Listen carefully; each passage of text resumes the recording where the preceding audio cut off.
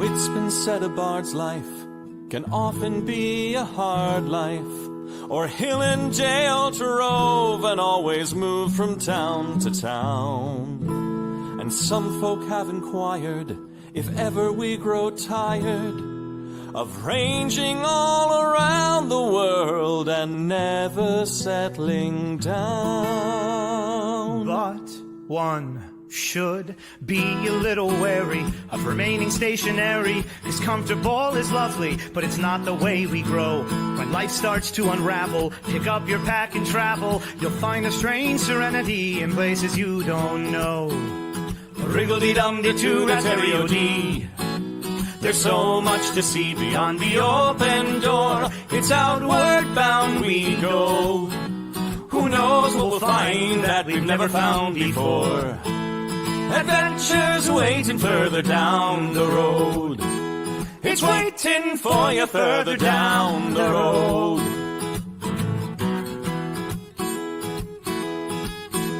You've got no map for showing which direction you are going. But why start on a journey if you know where it will end? And once you recognize, to anticipate surprise, you'll relish every twist and turn that lies around the bend. Wriggle-dee-dum-dee-doo-da-terry-o-dee-da-dee-da-dee. There's so much to see beyond the open door. It's outward bound we go. Who knows what we'll find that we've never found before. Adventures waiting further down the road. It's waiting for you further down the road. Lie-da-lie-da-lie-da-lie-da-lie. Lie-da-lie-da-lie-da-lie. Lie-da-da-lie-da-lie-da-lie-da-lie. La-da-da-lie-da-lie-da-lie. La-da-da-lie-da-lie. The world has got its demons. There are many reasons why you'd find it harder to be brave than be afraid. But every life could use some danger. Every friend was once a stranger. Ships are safe in harbor, but that's not why ships are made. Wriggle-dee-dum-dee-doo-da-terry-o-dee. Dee-dee, a fwit-dee-dee-dee-dee. There's so much to see beyond the open door. It's outward bound we go. Who knows what we'll find that we've never found before. Adventures waiting further down the road. It's waiting for you further down the road. Lie-da-lie-da-lie-da-lie-da-lie. Lie-da-lie-da-lie-da-lie. Lie-da-lie-da-lie-da-lie-da-lie. Da-da-da-da-da-da-da-da-da. Adventures waiting further down the road. Let's go! Lie-da-lie-da-lie-da-lie-da-lie. Lie-da-lie-da-lie-da-lie. Lie-da-lie-da-lie-da-lie-da-lie. Da-da-da-da-da-da-da-da-da. Da-da-da-da-da-da-da-da.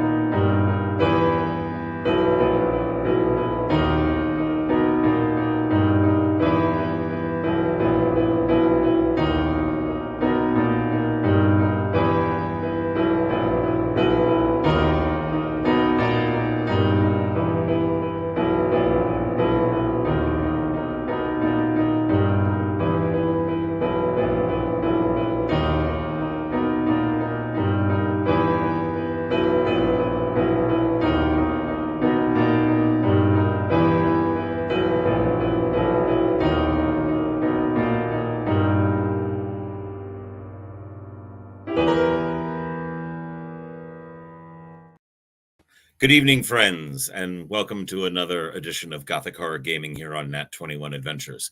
I'm your host, the Gloom Master, Tom Zadoyko, and we'll be delving into the realm of horror at sea this time around, a continuation of last week's episode. So if you missed that, please go back and watch that when you get a chance, and then you'll be all caught up. But this is a horror game. And to that end, I feel it appropriate to let you know that there are themes in this that are not necessarily for everyone. Themes of horror, violence, blood, gore, creatures of common phobia, all sorts of horribleness that you might find in a horror movie are going to be here in our live action tabletop role-playing game tonight. So please be aware and be warned. Additionally, I'd like to take a quick moment to thank our sponsors. First of all, I'd like to thank Wren Adventures, wrenadventures.com. If you want everyone to tour places all over the world, I think they just finished up in Italy recently. You'll tour around and you'll be guided, I guess, by Renaissance Fair performers. I believe Jack and Paolo Garbanzo and Carl Ash, Giacomo the Jester were all just in Italy. But we got one coming up June 2nd through the 7th. We're playing Dungeons and Dragons in a castle in England. There are tickets still available for that. You'll spend the day and the nights in Muncaster Castle in the Lakes region of England, touring various sites, and those sites will be interwoven into the adventure that we will play. I believe it's 7 sessions total that we will have in those 5 days. So do check that out, renadventures.com. Also would like to thank our good friends 3D2U. 3D2U.org is their site. You can find them there, Facebook, Instagram, all of that sort of thing. They make 3D printed and laser woodcut gaming accessories, dice towers, dice boxes, journals, all kinds of wonderful little things for your gaming table. Check them out at 3d2u.org. And then myself and Handler Z, who's in the background running the comments, we have a project. We have Dare is our book that is out right now, compiled from our Patreon, Quill and Quote. Short fiction, horror, science fiction, dark poetry. It's available in paperback or Kindle. Dare by Melissa Lee. You can find that on Amazon, or you can go to Audible, where you find the audiobook version narrated by yours truly. So be sure to check that out over there. Now, a little bit about our game and where it is set, how it is set, the rules that we are using. We are set in the Chill universe. Chill is a game originally by Mayfair Games. It's changed hands several times since then. But essentially, the supernatural is very real. It exists. It is usually very powerful and very evil. The general public is unaware of it, but it is still there. So all of the things that go bump in the night are real, and they are very dangerous. However, the rule system that we are using is called Over the Edge. And that is a game that came out in the late 80s, I believe. And the rule system is incredibly simple. All of your characters have 3 traits, a primary and 2 side traits. If you want to do something that falls underneath your primary trait, you will roll 4d6 and attempt to hit a target number. If it falls under your side traits, you roll 3d6. And if none of your traits are applicable, then 2d6. Those are basically the rules. Your traits can be anything. For example, we have an EMT, an ambulance crew member, and that's his primary trait. And he decides his side traits are devoutly religious and stamp collector. Those are his 3 traits.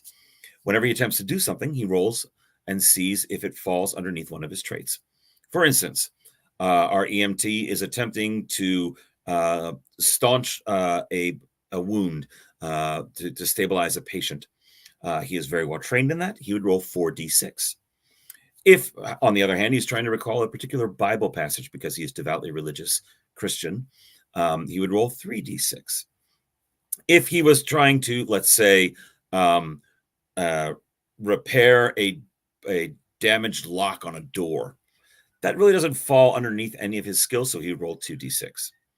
Now, those of you over in Twitch, you can actually affect the game. You can spend your Twitch points with Dracula's stepdaughter, who's over there in the comment section. Thank you again for being with us here this week. And you can buy helps. When you buy helps, you declare who you want to give that help to, one of our players, or even to me, if you so desire. What a help does is it allows the players to spend that help when they go to make a roll. So, for example, let us say that our EMT is desperately trying to stop a major wound on a character that severed a femoral artery, and they're trying to stop the blood loss, and they really need to make this roll. So you can spend a help, and instead of rolling 4d6, you will roll 5d6 and take the highest 4, whatever you would normally be allowed to take. That is essentially the rules. It's very simple, very easy. It enables us to get more into the storytelling as we go along. Speaking of where we are, our story takes place in the year of 1990. We are aboard a bulk cargo vessel in the North Pacific Ocean, hauling grain from Portland, Oregon to Yokohama, Japan. Our players are all crew members aboard this ship, and things have gone horribly wrong, which is the theme of most Universal rides. So things have gone horribly wrong. The grain was shifting, which threatens to roll the boat and capsize it. As they were attempting to adjust that, they heard what they thought was whale song through the hull of the ship, and a large number of the crew suddenly started foaming seawater at the mouth, glazed over, and started acting irrationally, attempting to assist the ship to roll over or damage the engines, all sorts of weird, strange behavior. And they're trying to figure out why and to stop them. And our players tonight can tell you a little bit more about what has been going on. Let us start off with Rob Hausencheck, our engineer. Hell, man, this is absolutely the worst thing that I've ever experienced on any time ever in the history of all time. And I mean, you said it. You said all of it. I went back to. I didn't see all of it at once. I went back to. We were having a problem with the walkies, and so I went to check back with engineering, and I saw it was 3 against 1 on old friend Armstrong, and yeah, they wasn't stopping. They was just trying to.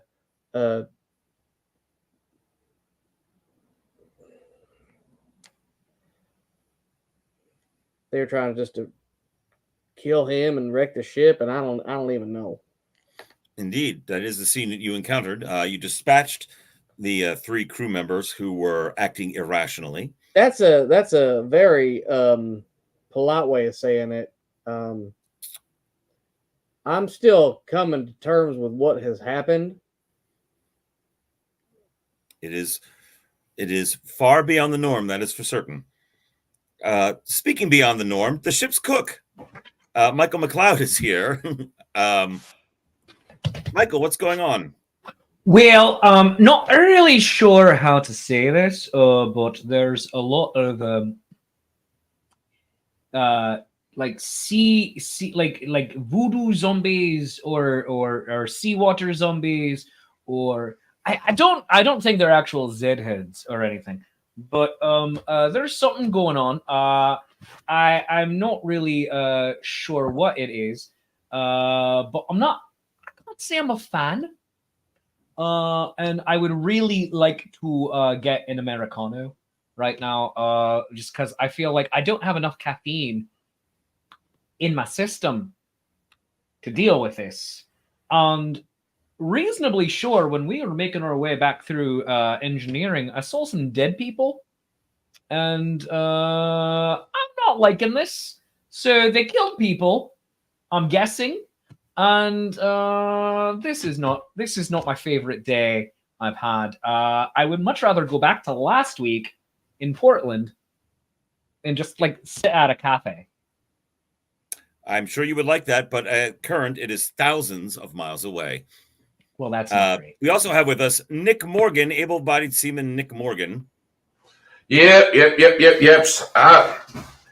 Look, it's some weird shit. That's all that I know. Like, I went down to check. Me and Grapes went down to check out just weird things going on. Like the grain had shifted, and one of the sensors had gone out, and Rob had come down with us too. But then he went back, and while we were walking around, we saw two guys trying to shovel grain, like they was trying to fix up, like, to force the grain to one side to make the ship tip over. And so we went down, tried to stop them. Turn around, they got like seawater and shit coming out of their mouth. I don't know what the hell that was. All I know is that they were looking for a fight. They were spoiling for a fight. So we put them down, like not like put them down. We knocked them out and then we locked them up.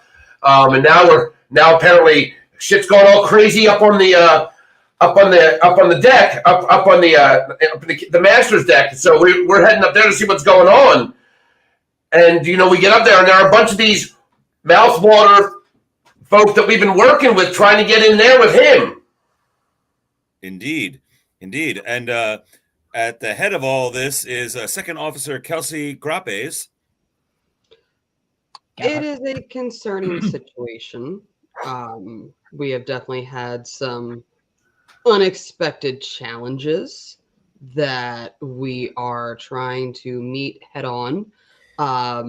This is the USS understatement of this whole ship.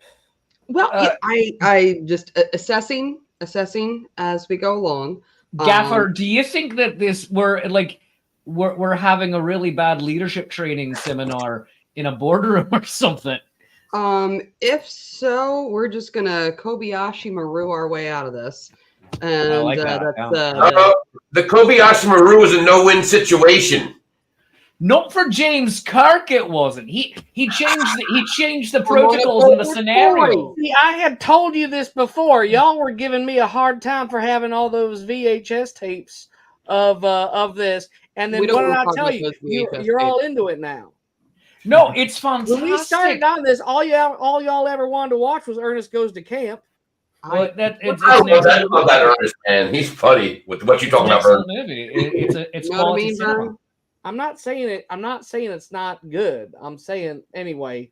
So Gaffer, you were talking. We've overcome some of our obstacles. We had to do a makeshift brig for two of our co-workers, and my objective before was to get to the captain, to get to the master, to check in. That has now become the new primary focus, and we have some more challenges and obstacles in our way. And I'm just going to answer what I'm sure everyone at home is wondering. Yes, Oliver the ship cat is fine. Thank goodness for that. Oh, thank God. Yes. If they get the cat, we riot. Yes. If there's one thing I know about this situation is a sensible lady holding a cat means everything is going to be fine for the entire crew. That's good thing I got this on. Here we go. All right. Very now, well. If you go with old Sailor Lord, does it kind of balance itself out because we got the cat for good luck, but we got a woman? I'm just saying. Not trying to sound sexist or nothing. That's just old lore. It's look. I'm the only reason there's no bananas on this ship, okay? But I like bananas. You wanted them. Full of potassium. You know. So the situation currently, you've gone onto the bridge deck, and the navigation bridge is the only deck above you. Up there, you know that the master, the ship's captain, Henry Davidson, is up there. And there are 5 of your fellow crew members between you and him, and they are likewise drooling seawater, glazed over looks, and appear to be violent. With you, you have Fred Armstrong, the chief engineer, who apparently was going back down below to try to fix whatever damage was done to the engines. Nikolai Chernikov, one of the able-bodied seamen, who also was the one who put able-bodied seamen's Young and Twombly lock them in a crew cabin for safekeeping. So those are your allies. Array before you: Dominic Venzio, Gary Burkhouse, Martin Galliard, Kevin Marigold, and Ed Milacek are all trying to ascend the staircase and assault the captain, who is keeping them at bay at the moment. And for that, I'm going to ask you all to roll initiative. Is that 2? Where? I'm trying to remember what your stats are. You are, what your traits are, second officer. It might be 3. All right. Yeah, because I mean. The softball 3. Yeah, looking at this and looking at our weaponry, I'm gonna ask Morgan if he'll trade with me because that's coming up. Roll initiative first. Gotcha. Fair enough. That's going to be paramount to 15. What happens next. I got a 15. I got 9. 7. 8. All right, so 8 for McLeod. And then 7 was Me. Rob. And then 15 was Nick. And then Grappes, what did you get?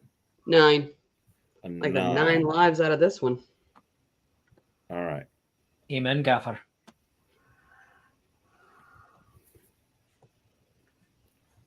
I'm wondering if we were spared because we had the freshly churned ice cream and they didn't. That's certainly a possibility. So Morgan, you are first to react. My cookie. The 5. Okay, just what am I seeing? Like, are these like standard? Like, are these open bottom stairs? So, like, if I were on the other side of them, I could also reach their ankles or something. Yes, it is the traditional metal stairway. There are railings that go up the side, but they are open on the back side. Okay. There are 4 of them on the stairs and 1 at the base of the stairs trying to go up, but now they have noticed you and have turned around. Well, shit kebabs. That's not a treat I would like to try. Thank you. No, and it's not offered in the galley either. Make delicious. The one that's at the bottom of the stairs, I'm gonna basically try to bowl him over into the others to kind of at least knock them off footing. All right, go ahead and create a tangle at the bottom of the stairs. All right, as a former Navy man, I'll let you roll 4. Ooh. Oh, thank God. 17. You knock Dominic Venzio into the line of people. They stagger backwards on the stairs, buying you a few seconds as then you're moving around back behind the stairs. Is that correct? Yeah, that was my plan. Very good. You succeed in that plan admirably. Excellent. Meanwhile, the captain pushes Kevin Marigold, the ship's steward, who was at the top of the stairs, back down, causing even more of a tumble and more of a pile up as everyone basically falls down the stairs and lands at the base of the stairs in a heap. All 5 of the affected crew members. They managed to disentangle themselves in their turn, and 2 of them continue to go up the stairs, and the other 3 turn around to face you. And at that moment, Chernikov comes back in from down below where he's imprisoned the others, and he's just arrived, so he will not go this turn yet. Grappes, what would you like to do? I would like to trade weapons with Nick. I believe I had a butcher knife and he had an axe, and that axe is reminding me of a baseball bat right now. And I have a pretty good batting average. So Grappes yells to Morgan and is holding out the knife and gesturing with her open hand at the axe in your hand. Would you like to switch? Sure. Very well. You're a peach. Grappes, you now have an axe, and Morgan now has a butcher knife. And with that, McLeod, what are you doing? All right. So how close am I to the nearest individual or individuals? There's a pile of 3 of them that have just gotten to their feet at the base of the stairs. You are step, and there you are. And I believe you grabbed the frying pan, if I'm not mistaken. Yes, I did. Very good. Queso frying pans. Very good. All right. So, are we allowing dual wielding, or like what's the rules? You just roll an attack, and then we'll go from there. All right, there we go. So you're going to attempt to brain the closest one, or where are you hitting them? Going for the face. All right. If he's looking at me, going for the face. If he's turned away from me, going for the back of his head. All right, very good. They have turned to face you, so. All right, face. Face it is. Am I rolling 3 on this, or? What are your traits again? Cook and what else? Former Olympic swimmer. That's not going to help you with that. And massive sci-fi film book fan and Star Trek. I'll let you roll 3.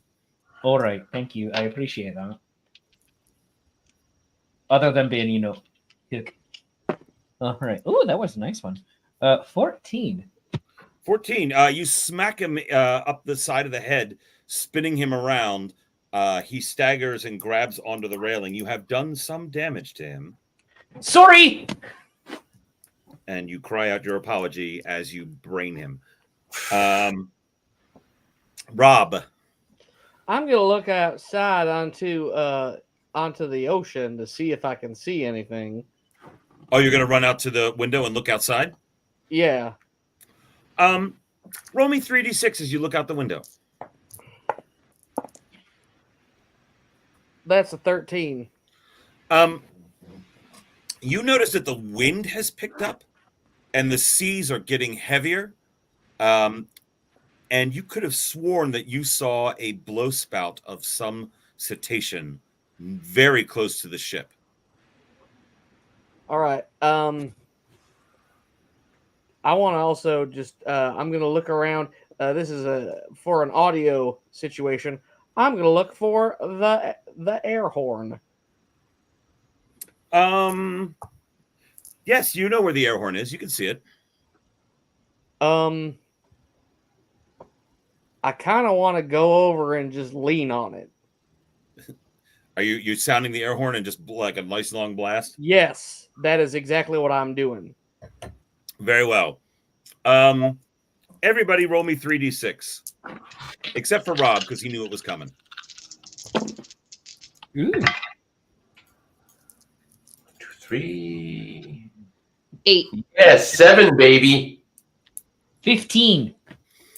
Grappes and Morgan, you are blasted by the sound of this thing, catching you off guard, causing you to stagger for a moment.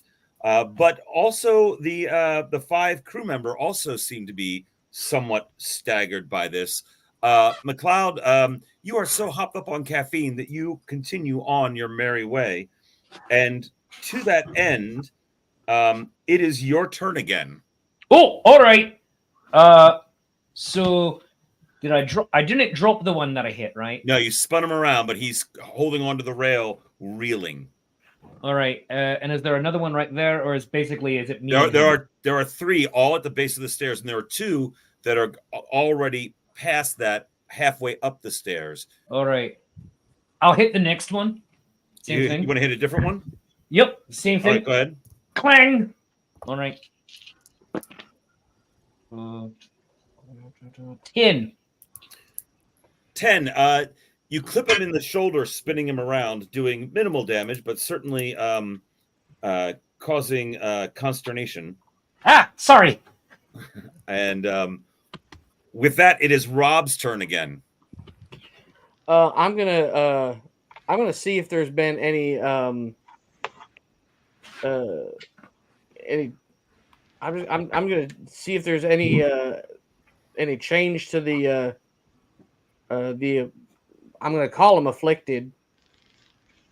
The thing that all of this went pear-shaped once we heard that deep thing. I'm just trying to blare something to maybe shake people loose or something. I'm just seeing if that did anything, if that's something, if that's anything. They certainly appear to be still disoriented. You can't tell beyond that if they've snapped out of it or if they're just reeling from the sonic assault on their eardrums. I get ready to do another one, but I'm gonna tell people when I do it this time. That was a mistake I did. All right, very good. Morgan, you have recovered. Oh, then in playing the 3, I'm recovering thing. I guess the first what I'm going to do for this action is take stock of where I am, because I'm underneath the stairs. 3 of them are at the bottom, and 2 of them are still climbing the stairs. Right? Correct. Although they are staggered on the stairs that they are climbing. Okay, like how far? Like if I were to reach out like this, how far would the closest one, or would I have to reach up to get near either of them? You can pretty much at shoulder height. You can grab one of them by the ankles if that's what you're after. Okay, yeah, that's what I was after. All right, so you're gonna grab one by the ankles and yank. Yeah, but yeah. Go ahead. But I'm gonna, in the spirit of things, I'm only gonna roll 3 for the whole staggered thing. Oh, very good. I still got a 13. And at that point, Martin Galliard falls down the stairs and trips up and knocks over Ed Milacek, who is the one that hasn't been hit yet of the ones on the ground, and he falls prone as well. So falling prone are Martin and Ed. Very well. You've certainly dislodged him from the stairs. Ed spends his turn getting back to his feet, as does Martin Galliard. Ed, stay down. But Dominic Venzio takes a wild, ham-fisted swing at McLeod, just with his bare hand, just roundhouses toward you, but off balance. So roll me 3, McLeod. Hold on. 11. 11. He hits you in the left arm, doing just 1 point of damage to you. All right, and how many did I start with, Mr. Sorry? 18. So I have 17. So now you're at 17, and that's going to leave a bruise, but you do manage to keep your feet. But he does strike you. Come on! Gary Burkhouse attempts to force his way into the bridge and is pushed back and held at bay by the captain, who's up there defending the top of the stairs. That's them. Martin Galliard gets Kevin Marigold, however, also comes around the back side of the stairs now and tries to get Morgan. You can roll 4 dice, Morgan. Okay, there. 1, 2, 3, 4. 16. 16. You managed to shove him off to the side. I don't believe anybody else has taken any damage. Is that correct? Not from last game? Barry. So I had some damage. Yeah. Oh, how were you? You were wounded last time, Rob. Yeah. Betty Salvatore took a swing at me with something, and I got 2 points. Very good. So you're at 16. McLeod is at 17. Grappe, is at 18. And Morgan is at 24 as a former Navy man. He's got a little bit more constitution to him. Sturdy. Chernikov looks at Grappes and says, "What do you want me to do?" All right. So who's standing and how it's quick. He turns to you and says, "What do you want me to do?" There are 3 people at the bottom of the stair, 4 people now at the bottom of the stairs, in various states of still swinging at you guys. and there's one guy up the stairs that's being repulsed by the captain. I mean, anybody on the ground tie up. I am No one's on the going ground. to. What's that? No one's on the ground. No one's on He the ground asks you, now. "What Okay. do you want me to do?" This is his action. So, in a sentence, what do you tell him? What are his strengths? I mean, I just grab him and tie him up. If you can grab He and tie him up, shrugs hit the and ground, goes tie him and up. lunges forward in attempting a bear hug on Ed Milacek, and he tackles him to the ground. Ed, stay down! Chernikov's a good man. I like him. Young Ed, stay down there. He's gonna get a glowing recommendation. All right. That is And the then with height that, of a- now, Grappes, it's your turn I am swinging like Bo Jackson. with the axe. Yes, At with who? the square side of the axe. All right. We'll see how that works. Roll 3d6.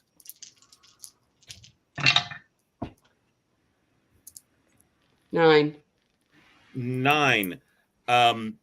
You dislocate with a sickening crunch the shoulder of Dominic Benzio, the one who just punched McLeod. Is somebody getting happy there? It's, The other ship's cat. The ship's cat has left the gaffer's side and has run over to mine, and now has the zoomies with all of these zombies around. Oh, I see. The cat is freaking out at the moment. Yeah. Understandably so. So, boom. You hit him with the flat. You manage to hit him with the flat and dislocate his shoulder, and he spins to the ground as well. And McLeod. Thanks, Gaffer. Since he was right on me, who's next closest? Also down here at the bottom is Martin Galliard, who is wounded. Kevin Marigold, who's slightly wounded, and Ed Milacek is bound up underneath Chernikov at the moment. All right, I stay off the wire. Stay off the wire. Ship cat, stay down there. It's fine. I will go at Galliard then with a clang Go at the ahead. head. All right. Oh, 14. 14. You hit him squarely in the nose, almost flat on.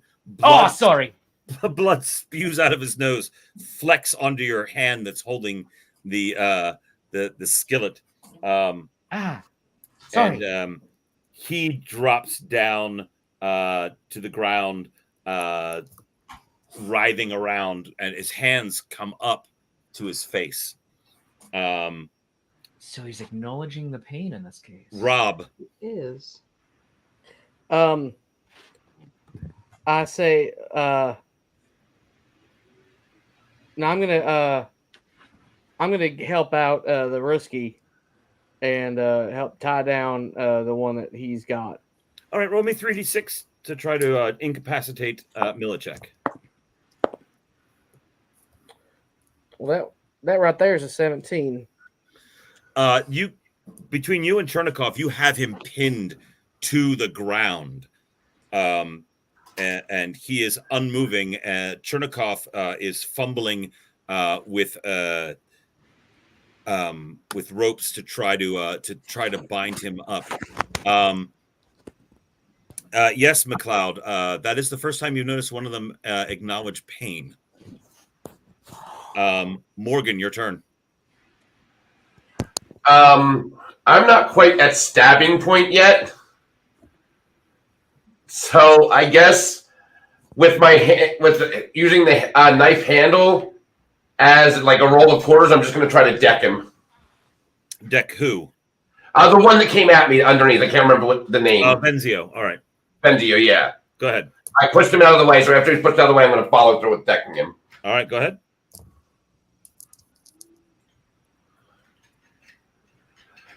9. 9. You it's a very glancing blow. It doesn't seem to do much. You don't really connect solidly. You were Okay. off on your back foot as you swung because you were trying not to stab him.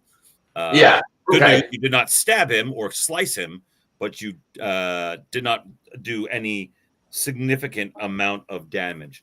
Chernikov is meanwhile trying to wrap up as best he can Ed Milicek. The captain pushes at Gary Burkhouse, who's at the top of the stairs again.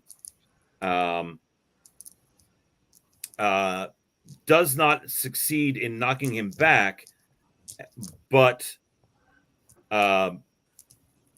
Burkhouse cannot seem to make any ground pushing forward. And Venzio swings at Morgan. So, Morgan, I need you to roll me 4. 14. You easily step back out of the way. He whiffs through the air. Come on, Benzio. Come on, man. And Galliard is the one that got the axe to the dislocated shoulder. He reaches out with his other hand and tries to grab Grappes. So Grappes, if you'd roll me 3.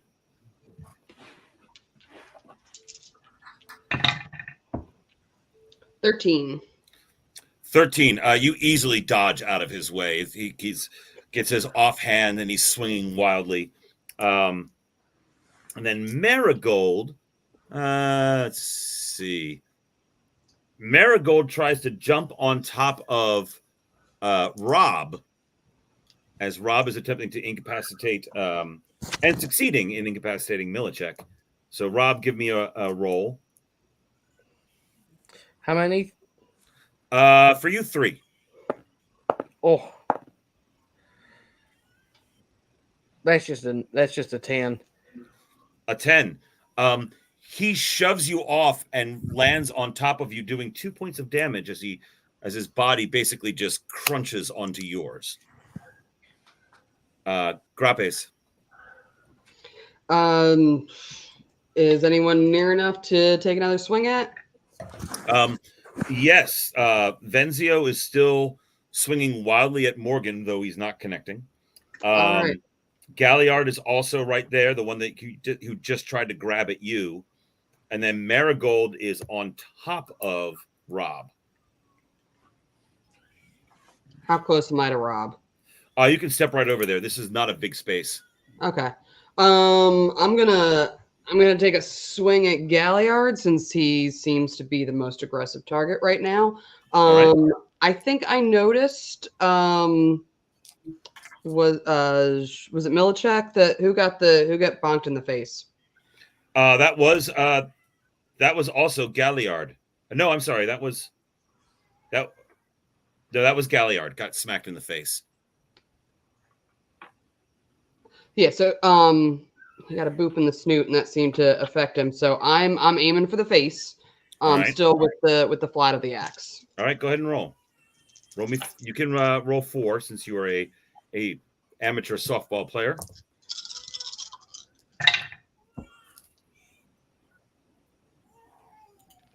That's not a good face for someone who is attacking someone on top of me. I have a history in this game of this not going well for me. Some would call this a perfect. It's an 8. I got an 8. You got an 8. Was it like a roll me a D8 D6. On a 1 to 3, you accidentally hit Halenchek. I'm sorry. Roll a what? Roll 1 D6, and on a 1 to 3, you hit Halenchek by mistake. God damn it. I love this. I mean, I don't love it, but it's hilarious because it is always you. It's always me every time. What'd you roll? Yeah, I got a 3. You missed. You're, no, 1 to 3, you do hit him. Yeah. Your face looks very much like a baseball sometimes, and She I hits guess you. I'll take my base. She hits you in the torso, actually, because you're kind of tumbling around. I'm a lanky fella. But I'm you do using the take 2 flat more points of part. damage. God damn it. I wasn't going blade first. Well, thank heavens for small fighting. Be kind. Rewind. McLeod, you're I up. didn't dig into you. I just cracked some ribs. All right. So I beamed Galliard. He actually acknowledged the pain. Went to his nose. Is he still directly in front of me? He's still close enough to hit. Yes. All right. Let's go at him again. All right. Go ahead. Roll. Remember, guys, you have helps. Ooh. What are 12. you I getting? rolled. I rolled a 12. Thank you. You rolled a 12. You I rolled hit a him 12. again.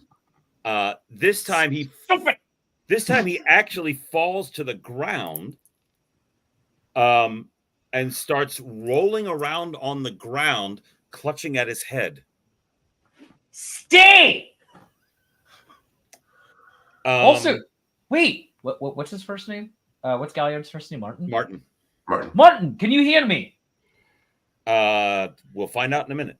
All right. Rob, Um, you are tangled up. You He's are on- tangled up with Kevin Marigold, who is the steward. he's on the back of me. Yes. Well, we've all had well, some of us have had older siblings. I am just going to throw myself back. Roll me 3. I'm going to use a help. Very well. Rob uses a help. So that means Rob goes down to... Oop, that's the wrong one. I'm sorry. There you go. So Rob goes down from 2 to 1 help left. 15. 15. You smack the back of his head. You smack the back of your head into his face, and he rolls off of you and away from you on the ground.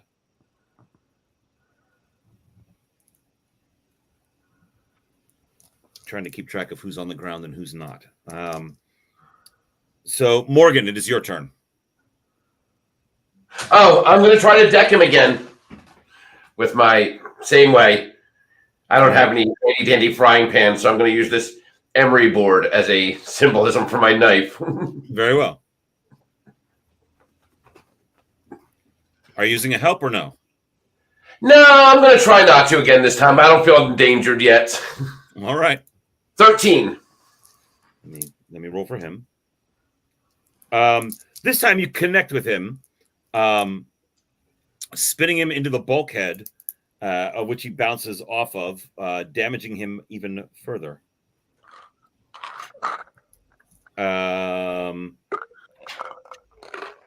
Chernikov has bound up Milacek and has dragged him back away from the fray and has him well and truly contained.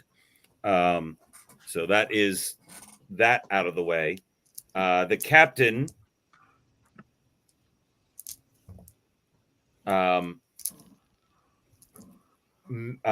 manages to push Gary Burkhouse down the stairs. He comes tumbling down, landing in the midst of everything, flat on his face on the ground, as the captain managed to kick him down the stairs. So now no one is on the stairs. Okay. Good move, Cap. And Well done, Gaffer. True to form, the camera has not shown his right hand because you never saw Gary Burgoff's hand in the original MASH. It's true.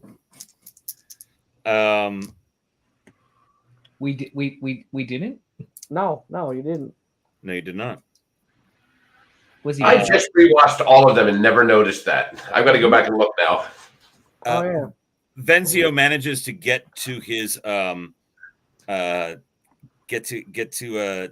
recenter himself, but he's not actively doing anything.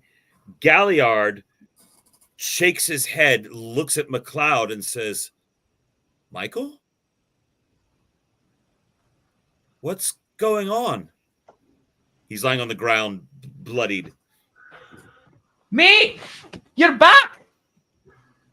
Get up and hit somebody! What? And he's just totally befuddled. Let me make a note of that. And let's see. Marigold, who is struggling with Rob. He got knocked off. He got knocked off of me. Yes, and he clambers to his feet and looks like he's going to try to continue attacking you, but he's only just now gotten to his feet. And that's Milacek. He went down. All right, that's everybody there. And with that, Grappes. All right, so Galliard's good. Burkhouse just fell down the stairs. Milacek's tied up. Who's Benzio bounced off a bulkhead. That's just got beautiful alliteration. And Marigold has just gotten back to his feet. Marigold is back to his feet. I'm gonna take a crack at him. All right, go ahead. 3 or 4? 4. 4.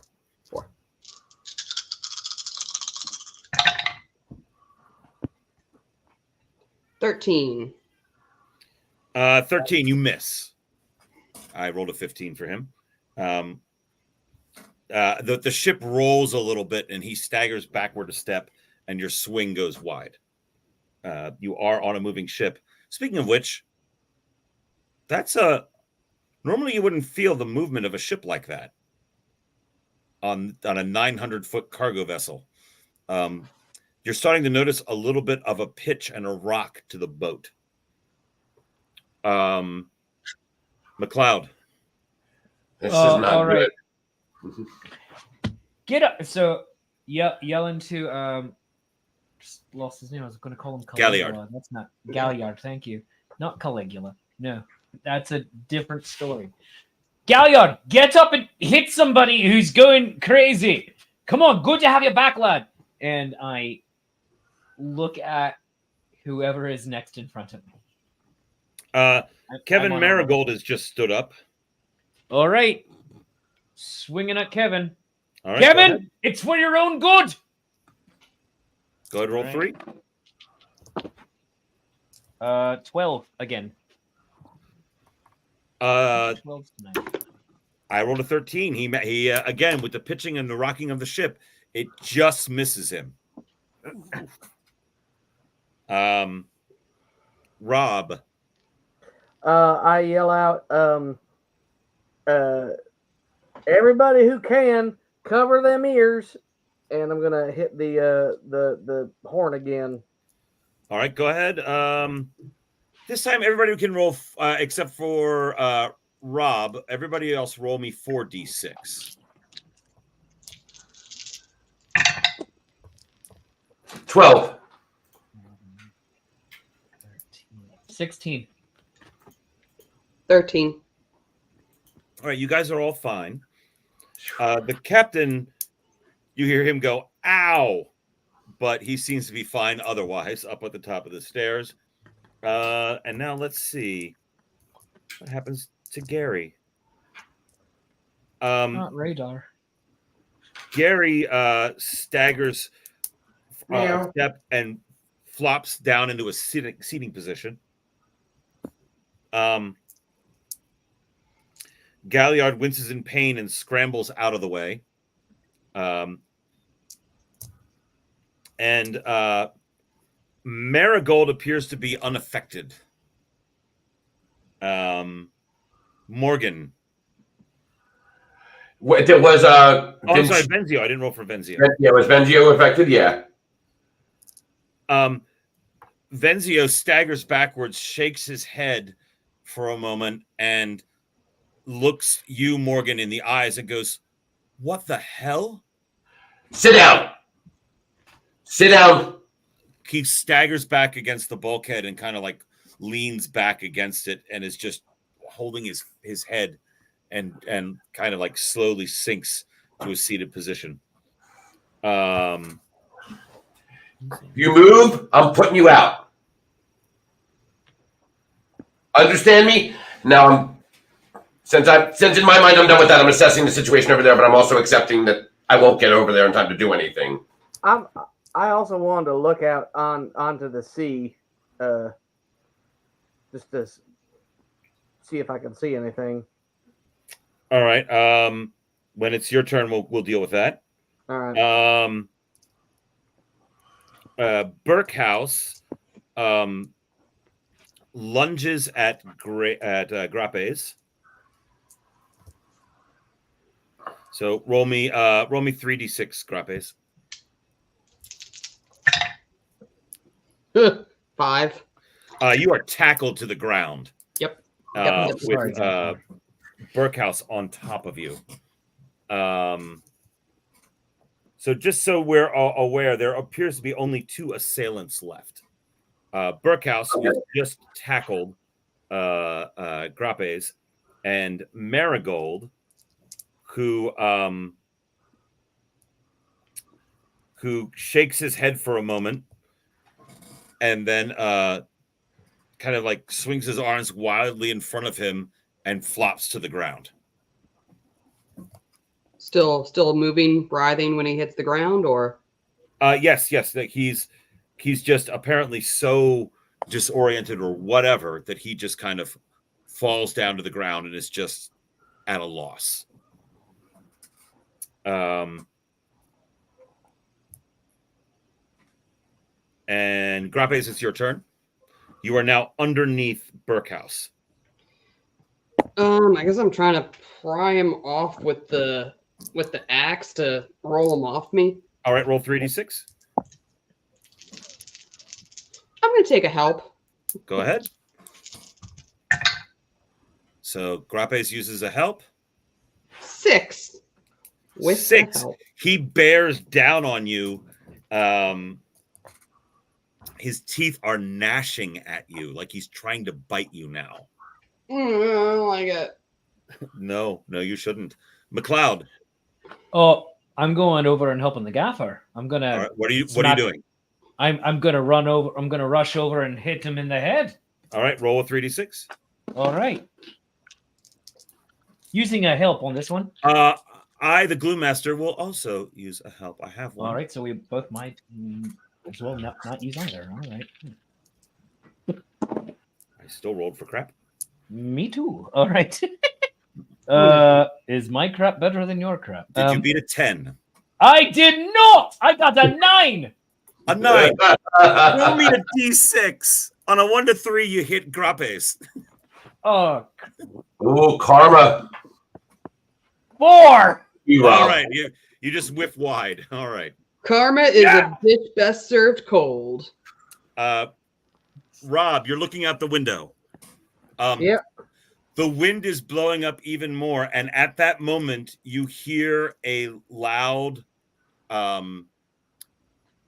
burst of sound reverberate through the air and the ship as you see a spout off to the side of the ship. Roll me a 3d6, Rob. Oh, I'm liking this already. We got two 6s. Let's see if we got Yahtzee, my friends. That's an 18. An 18. This is the same sound you heard earlier. Mm-hmm. Except now it sounds, if it could, angry and frustrated. The second it starts to go, I'm just laying on this.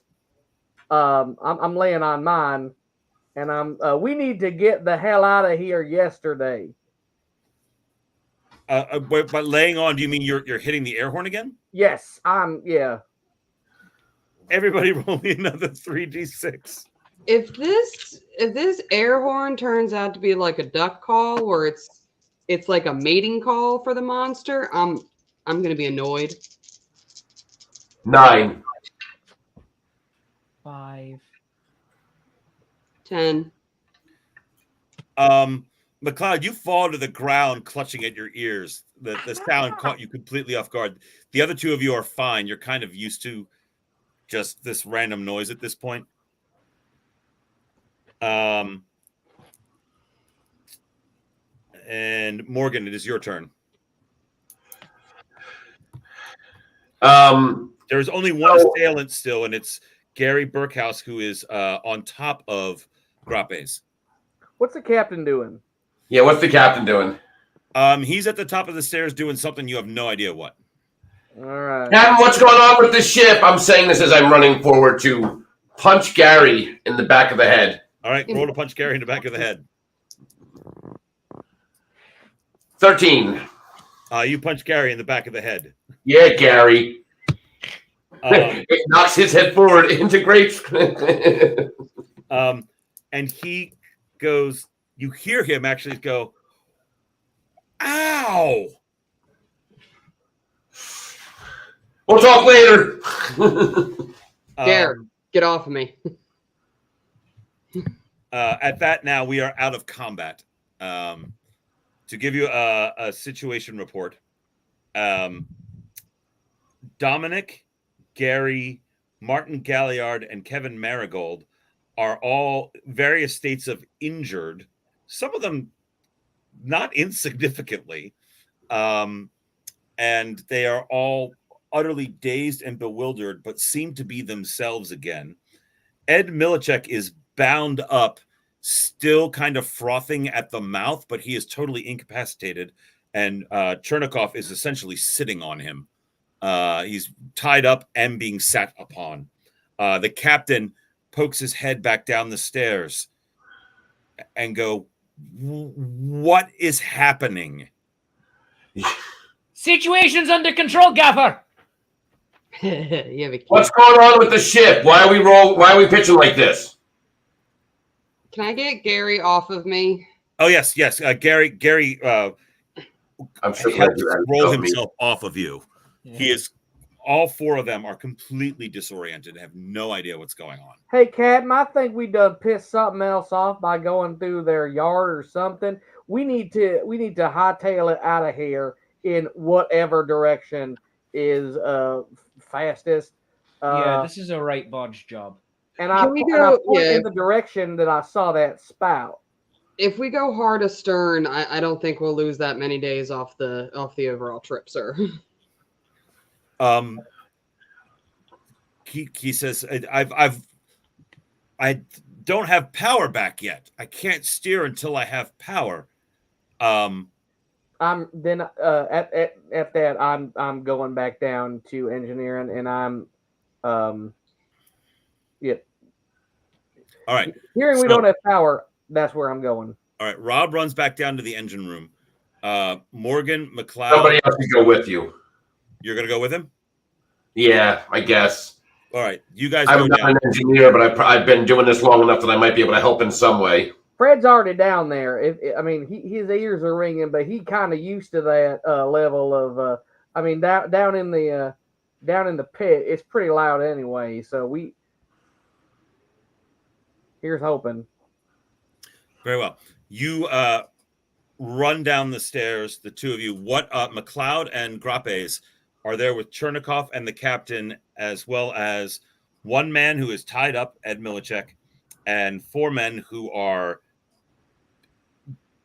some of them badly injured and completely at a loss to understand what is going on. All right. So should we lock up the other numpties, Gaffer? Yeah. So, I would love to run up and check radar, check if the grain is pitched once again. Do we have sensors for that on the bridge, or we would have to go down? Okay. You can get them if you go up and join the captain. So you run up to join the captain? Yes. And kind of like tell Chernikov to I take an inventory of the crew, see if anyone is still wet mouthing, and only Ed is still wet mouthing. Should we hit him in the face, Gaffer? That seemed to help. He's tied up. Let's just let Ed be Ed for now. But he's not being Ed.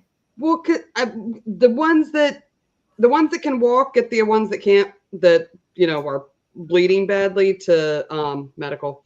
What about the two lads that we have locked up? I think they're good. Chernikov says, what do you want me to do with Ed here? He reaches up with his left hand and is holding at his shirt. Can we throw him in another room and lock it? Duh. All right, let's do that. McLeod, can you help me? Yeah. Let's go. All right, Ed, be a good lad. All right. Chernikov and McLeod managed to get Ed locked in another crew cabin room. Down below, Rob and Nick, you get down there, and Fred is desperately trying to get things running again from the sabotage. By the way, there are two. You pass by 2 dead bodies, and then 2 more down in the basement. Actually, 3 dead bodies, and then 2 dead bodies, and then 3 down in engineering. A total of 5 corpses now litter your ship. But you managed to get down there. Fred is desperately trying to get the engines restarted. I'm giving him my all my best. All right, and I'm helping out. Rob, roll me an engineering roll. I'm going to use help. What can I do? Help? Yeah, I'm just looking at both of them. What can I do? All right, Rob. Nick. I want you to roll 4d6, and if you succeed, Rob, you can roll an extra d6 and keep that result and add it. So Nick, roll 4d6. All right. Oh, 20. So roll an extra d6, Rob, and add it to it. It's been a while since I've had to add up all these numbers. That's a 24. 24. There's a cough, a sputter, and the diesel engine roars back to life. And Fred says, Fred looks like this. We did it. We did it. We got power back. I drop to my knees, vomit, and just start crying. Very well. Up on the navigation bridge, Grappes and Captain Davidson are looking at all the instruments, trying to figure out what's going on. Grappes, roll me 4d6 since you're an officer.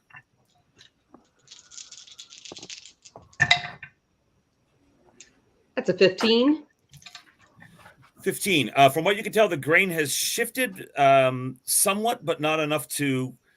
You're probably at about 10 degrees. 20 degrees is the tipping point. Last time you said 30. Well, 30 will capsize. 30 will certainly capsize. Anything over 20, you start to it gets very dangerous. Okay. Looking out, the seas are getting intense and the wind is whipped up. The captain says, this wasn't in the weather reports. Well, Cap, I mean, neither was sea foamy zombies, sir. Well, give me a report. Who's still affected? Well, we have a few dead. Milacek and 2 I'm sorry, more. what? Oh, yeah. We tried to subdue peacefully, but that has not always been the result. We had to take a stronger action at some places. There's there's a few that have pretty decent wounds. There's at least 3 that are detained in just a locked dorm. But we have had very good results with what I believe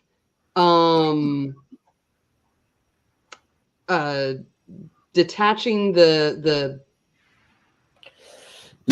smell nerve. The thing from Black Widow. All right. He writes the he obviously he resets the course. And he says, "All right, everybody get everybody into the mess that isn't still affected. Okay. And we're going to have a meeting. We got to figure out what the hell's going on here." In the mess, should we not be closer to the bridge to keep monitoring the situation? He looks at the two.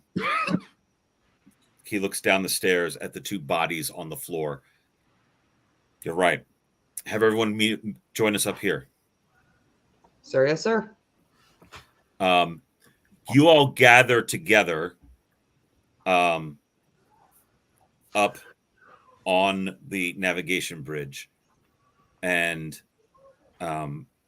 try to hash everything out, figure out what is going on.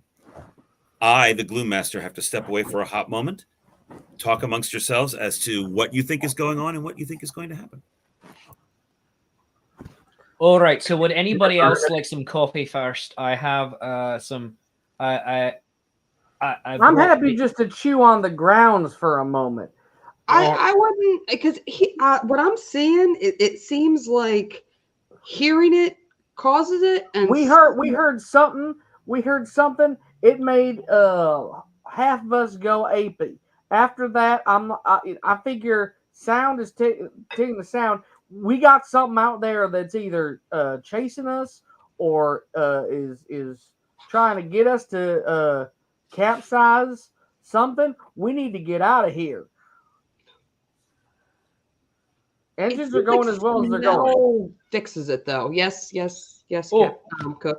Oh, all right, Gaffer. If hearing it maybe caused it, and then ringing their bell or smacking them in the nose might it didn't fix smacking it. them in the nose didn't fix it. It was the sound that fixed them. Well, because I got Galliard right in the snooze. Right after I did the noise. Was it after? It was right after. Because if it wasn't after, it might be all connected like an ear, nose, and throat thing. Even if we were to, I don't know, all wear a headset, it does seem like there is still something out there that is trying to knock the boat over. Also, the weather is doing a thing. Is the weather? Yeah, that's what's got me the most concerned right now. Okay, maybe Just I'm in generally concerned. I don't think there's a most concerned right now. I think there's a general concern. I'm gonna see if I can't not factoring in the weather and all of this, just seeing if there's anything that I've done this before. And, you've done this before? No, I'm talking to the Gloom Master. Okay, fair enough. The trying to figure out if I'd read something about this or I spent a lot of time listening to audiobooks about fantasy stuff. Roll me 3d6. I was going to ask the same thing if there are any stories that I've heard while I was in the Navy or any time. All of you can roll 3d6. Oh, all right, excellent. That's a 13.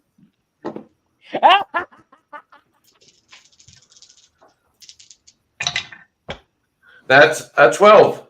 I got an 18 on something that doesn't matter necessarily very much, but it's going to be very nerdy. So here we go.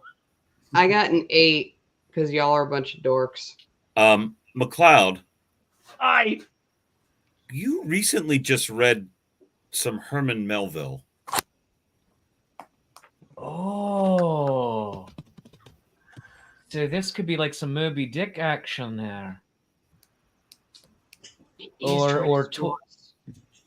Oh, all right. There could be. So this could be our white whale. No. But it. I just. All right. Rob. Rob. Yeah.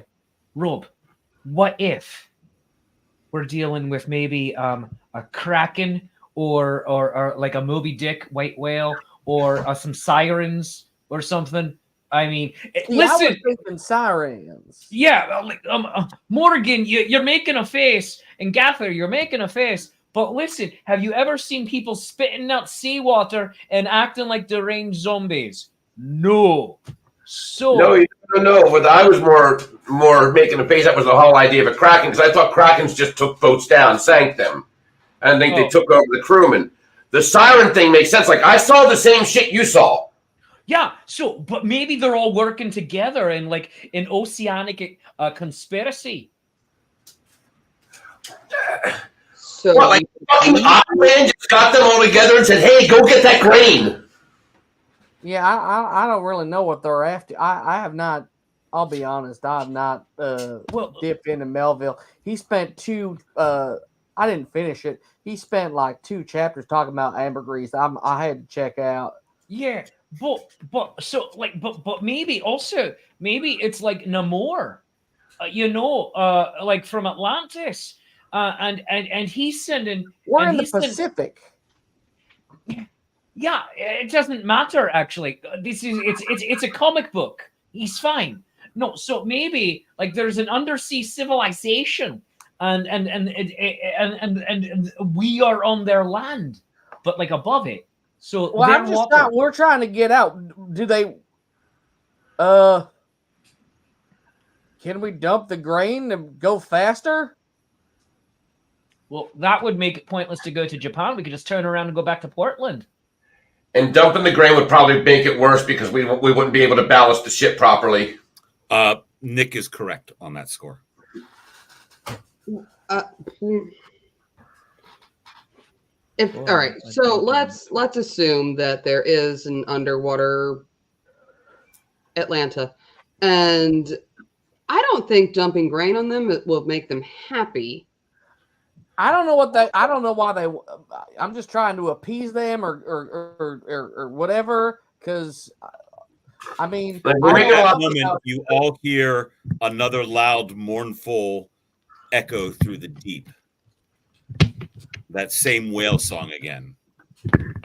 Did anybody? I still vote we just kind of turn and go around as best as possible. Is anybody affected by that noise? No. None of you appear to be affected by it. Again, it seems angry and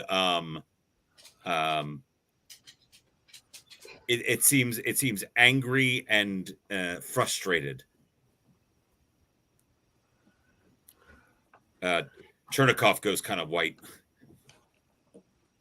Captain, we're trying to leave. Captain, you been through this area before? I've traveled this sea lane dozens of times. This has never happened. Have you been toting grain? I've been all kinds of cargo. I just have to ask a question. I'm sorry. There is a sudden shudder in the ship as of an impact on the starboard side pushing the ship. The captain staggers. So it's pushing us to port. Yes. Okay. But it does actually cause you to roll a little bit more. The level degree goes to 15 degrees. Is it trying to push us over? Is it trying to capsize us, or is it trying to turn us?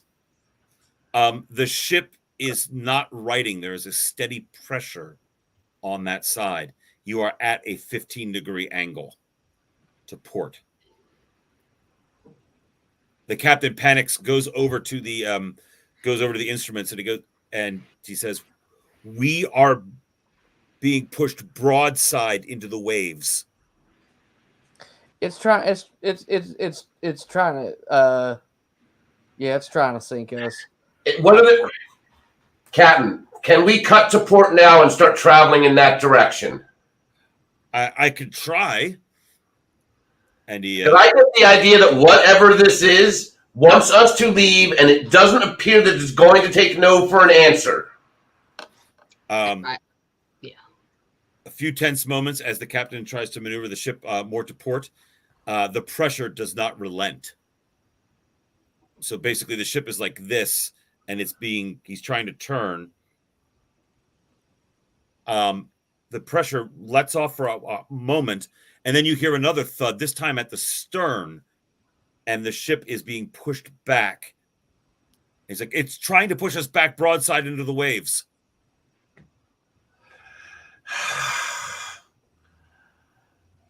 So he's trying to tip us. Do the horn thing! The horn sounds. Nothing seems to change. Chernikov sits in the corner and is starting to weep silently.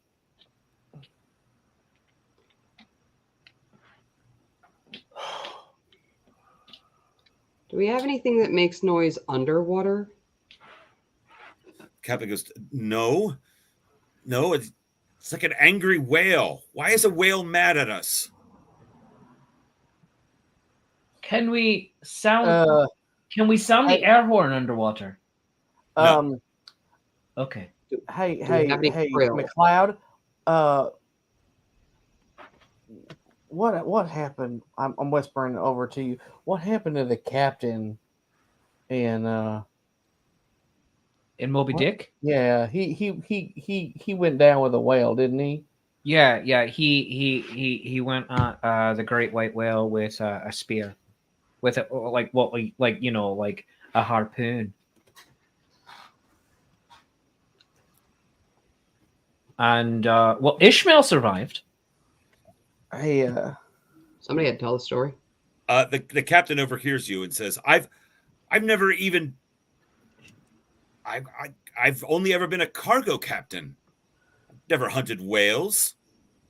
Has this ship, Captain? Have we ever run into? Has this boat ever run into any sea creatures before? Maybe accidentally hurting one with the propellers. Not that I'm aware of. We've never struck anything. This ship is relatively new. It's only about 5 years old. What about your previous command, sir? It was a bulk cargo carrier, and that's all I've ever. What were you? Is there Japanese lettering on it? Do they think that we're a whaling ship? I mean, no, this is an American-owned vessel. Something of a rarity, I know, but still. I mean, whaling was outlawed in '86. The last two that were still whaling were the Japanese and the Russians.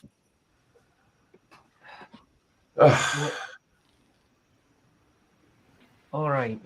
When you say Russians, I look over to our friend there. I'm like, He's on the ground crying at this point. What was the last ship you was on? I served on a Russian ship. Doing what? Was it a whaling vessel? Was it a whaler? Da. What kind of whales? Our last voyage out, we took 2 humpbacks. Were they babies? No, it's big ones, male and female. His hand goes to his shirt. You got this one's parents, lad. I don't. No, I don't think so. Not yet. He's fine. Correct me if I'm wrong on this, but a humpback whale is not strong enough to push a 900-foot cargo ship sideways. I mean, they're also not able to control the others, to control people and have them vomit seawater. We're entering a whole weird area here. We killed them. We killed them both. Was there anything else there when you killed them? Was there a calf? No, there was no calf. We just brought them onto the factory ship and processed them. He's clutching at his shirt. What What do you what's up got? with What, your what's going on here? What's going on? what you got going there, hon? He reaches into his shirt and he pulls out a little scrimshaw God damn it. carved bone. God damn it, Chernikov. This is from the female. It was going to be thrown overboard. I thought I would not waste it. Well, it's good. No, it's throwing. You're throwing it overboard right now. You're taking its mother around with you as a souvenir. It was not pregnant. It was not. No, My Neither soul- do I. We're throwing out your necklace. what? No, but no, that's ridiculous. I do not understand. It can't be. That was 3 years ago. That was 87. 3 years ago was not that long of a time. Nick. Got a better explanation? Grab him. I'm going All right. for it. I don't. Yeah, I'm your. I outrank you. Give me your necklace. No, and Nick is trying to grab him. I'm trying to grab him. Yeah. All right. Well, no, I'm not trying to grab him yet. We can do this one of two ways there, buddy. Give us the necklace, or I will take it from you. I still have the knife in my hand. He says, "It will kill me," and he runs. Oh, piss it. So we All right. Runs you. down onto the main deck. I play I run softball. after I him. pursue. I pursue. I'm a swimmer. All right. I've been on ships for the past umpteen years. I usually don't go on the deck. This. Who's running after him? I am. Do, hell, The three of you. All right. I'll go as well. God. All right. Don't And sound if so I get excited, close, I'm Rob. sliding. Very well. Rob, roll me 3d6. The other three of you can roll me 4d6. Ooh. And I'm using a help. I'm using a help as well. 12. 22. Yeah, you know what? I'm going to use a help too. I haven't used one yet, and I've got a couple. 15 with the help. 15 there. 22, no help. 22. And Nick? 14 with the help, thank God. 14. I'm really glad I did that. 15. Chernikov is fast. He is racing across the open deck of the ship. He bursts out onto the main deck, runs past all the ship cranes, and is running toward the bow of the ship.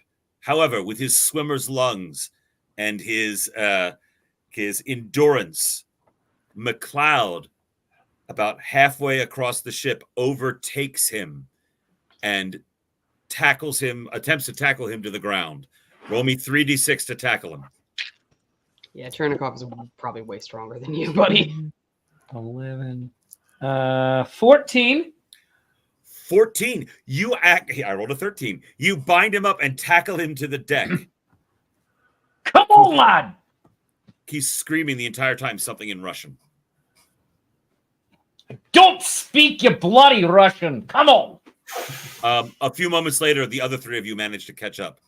You know, in the 1990s, Russian and Scottish share a special bond in the form of Sean Connery. We are also on a ship. Let us continue with the horror. I'm pretty sure that's at least a year in our future. That's true. I can only apologize. Listen, I'm going to have to look this up. Apparently, House and Check reads the trades. I'm just gonna try to like rip that off and Yeah, necklace now. And Rob, you're just going to grab it off of his neck? yep. Roll me Rob, 3d6. it came out. Rob, I'm sorry. It did come out 2 months ago. Yeah. So, but Connery wasn't Russian. He was Lithuanian. 15. 15. 14. 14. You pull on it and snap the string. Chain. It's like a little leather thong that it's on. You snap it off his neck. You now have it in your hand. And you just pitch it over the side. Yep. A small, about this big, the size of an old school eraser that you would buy at your school. school supply store.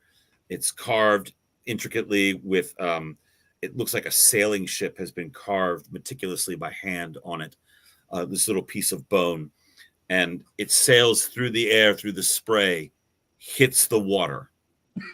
When it hits the water, you hear a mournful blast of whale song. You see a spout immediately to starboard of the ship break the surface. A fluke comes up out of the water,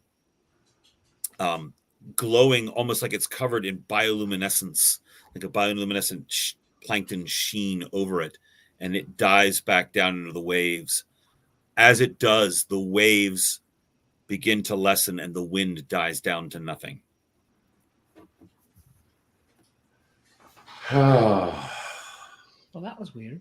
How about that ice cream? That's some stuff. Wait, excuse me, Gaffer. How about the ice cream? There are 5 dead people on our ship. Yeah, they're not going anywhere now. Rob's the one that killed several of them. Rob did his duty. I'm sure he weighed What his. are we supposed to do? He's going to be dealing with deep psychological trauma. I've got a lot of paperwork to do. We all need to go to therapy. Oh, therapy. It's 1990. Yeah. That's true. Grape's got a point. Dr. Fraser Crane is not yet in Seattle. That's true. He's not All of listening. your big brown panties. We got boat stuff. I'm staring into the middle distance of the sea. Chernikov is just on the ground, quietly weeping to himself at this point on the deck. It's all right, lad. You all assemble again later. The 3 crew members who were affected are no longer so. They have and the other injured parties have no recollection of their actions. What, as a group, would you like to tell them happened? So there was a mass hysteria. And Yeah, we don't know exactly what happened. These perhaps some sea madness. And Who's got cabin fever? We do. Everyone behaved as well as they could have, and no one intentionally or otherwise hurt anyone else, except with a frying pan. And you know who you were. The captain has got the vessel back on course. The bodies of Chad Hemmings, Betty Salvatore, Harold White, Mark Tenenbaum, and Eli Davidson, nephew of the captain, by the way, have been put in the ship's freezer to preserve. we're not doing a burial at sea. I figured we'd do burial at sea. For the time being. And the captain says, "What are we going to tell them in Yokohama?" That their grain is delivered. We have 5 dead bodies on our ship. Yes. What do you suggest, Cap? They got into a drunken brawl. I was on the navigation bridge when all this happened. I don't know what happened. You saw what happened. What do we tell them? Well, What are we going to say? That everybody went insane, seemed to be in a trance, dripping seawater from their mouths, and just started attacking us, and we had to defend ourselves? The captain's like, yes, that's not going to fly. Yeah, exactly. Exactly. That's why We hit a storm. There was we were all trying to do what we could. Some of us were washed off to sea. The that's captain going to looks be up easily verified that there wasn't a storm. the captain looks up when you say that and says, "So we covered this up?" Do you see any other options? He looks I don't around know at the crew, all in favor.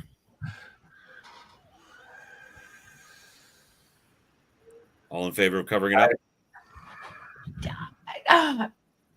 I don't know what else we do. The book. The truth is too weird. They're never going to believe us. The truth is just going to lead to questions we cannot answer. But it's wrong, isn't it? So what do we tell them? What do we tell them then?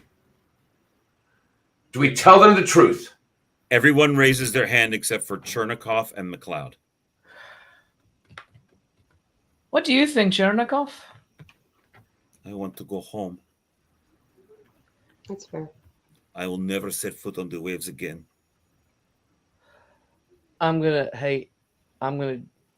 Me as well.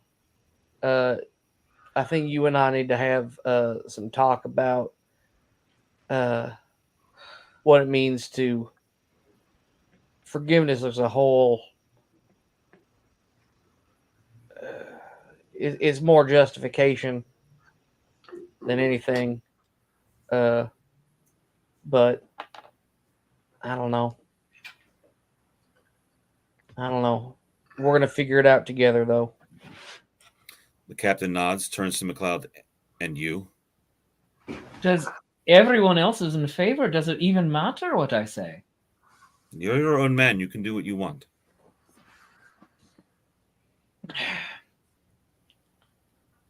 Captain, you're a good man, and I think honorable. And the gaffer is honorable. And what the gaffer says, I'll do.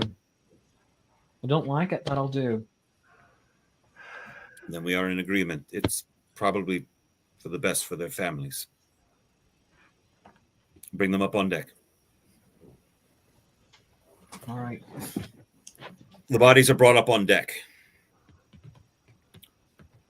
The captain says a few words.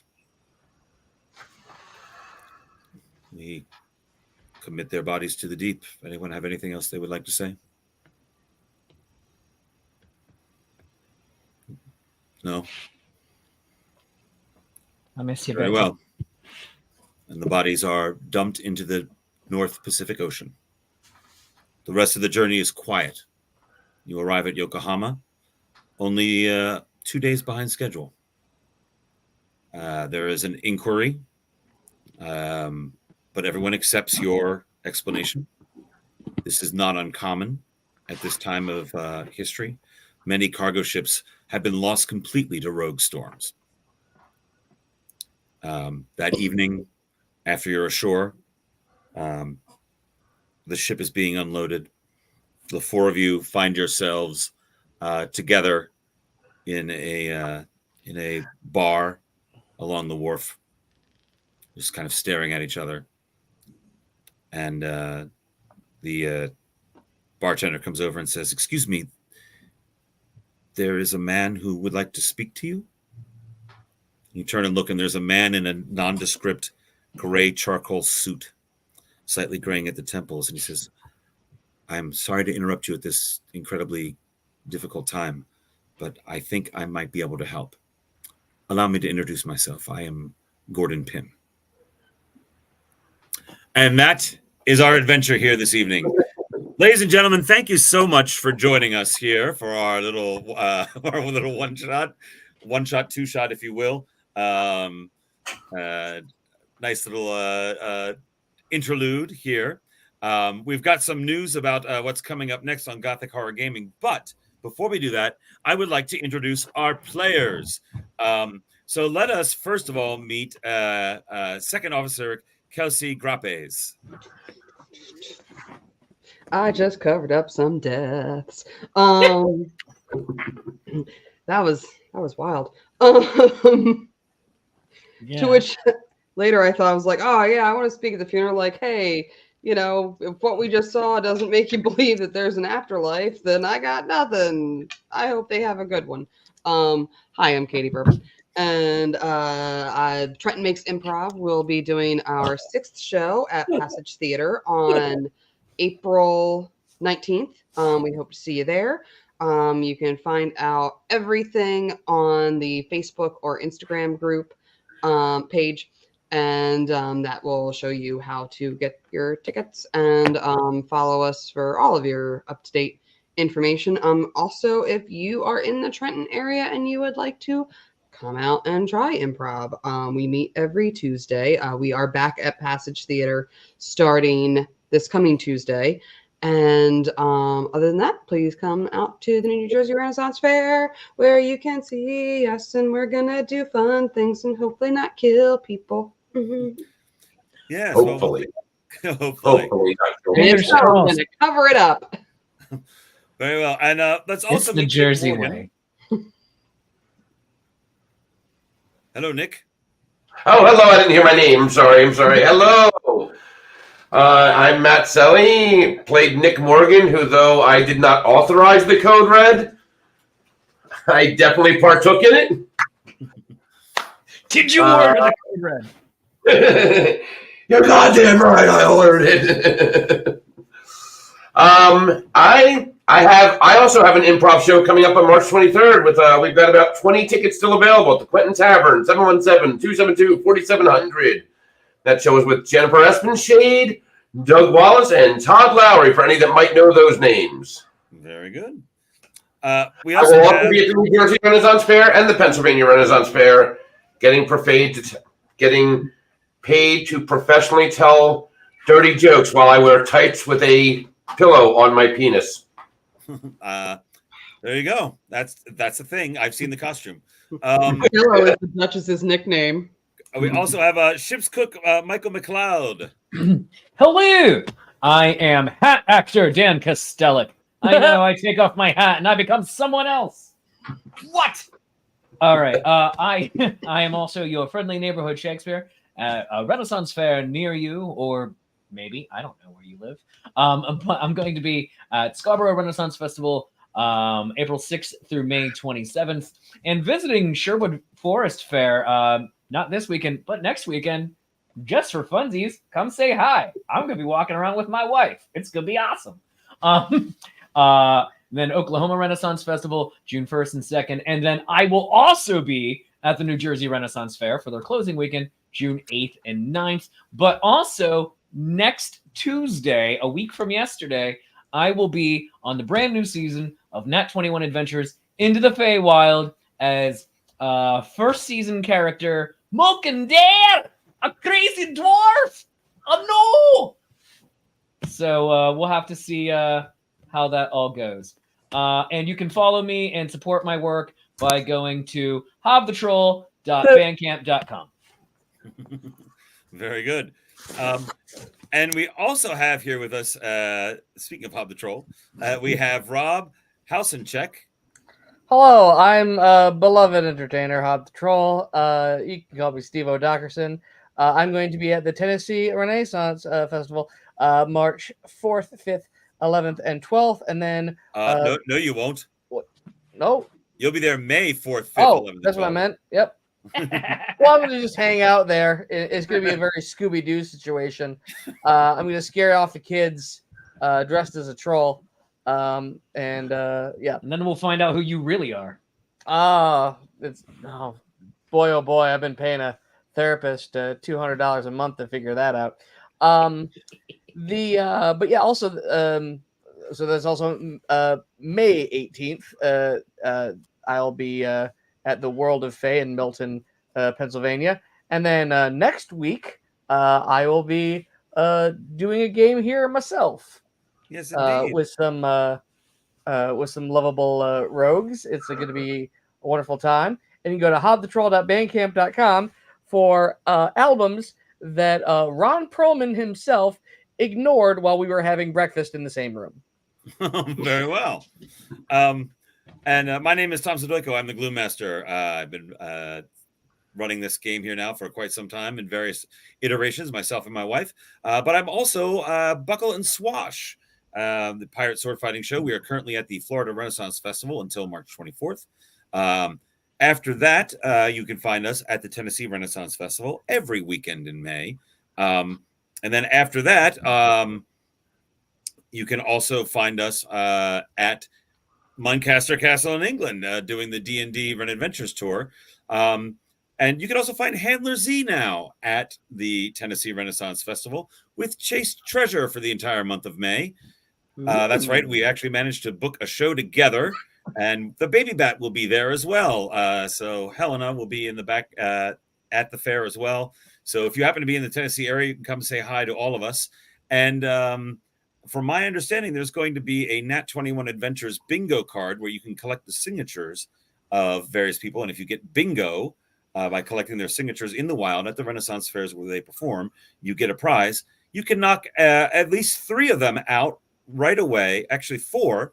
Ryan Gelotti will also be there. I will also forge anybody's signature for $30. And that's correct. So if you get there the first 2 weekends in May, you'll be able to get Hob the Troll to forge somebody else's signature. Yeah, it's not going to be where you want. I would like everyone to focus on the term "knock them out." Yes, as opposed to kill and then dump their bodies overboard. Yes.